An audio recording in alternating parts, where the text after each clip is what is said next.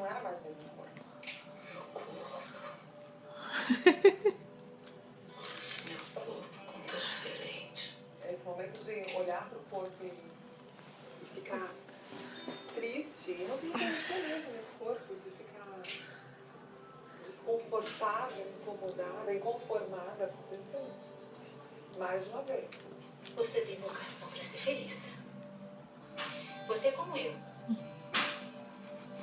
Nós não sobrevivemos nas tristezas. Na medida que pequenos movimentos foram voltando, com o auxílio da terapeuta ocupacional, da fisioterapeuta, eu fui criando jeitos de fazer as coisas. Hoje eu até falo que ela é uma semi-tetraplégica. Eita.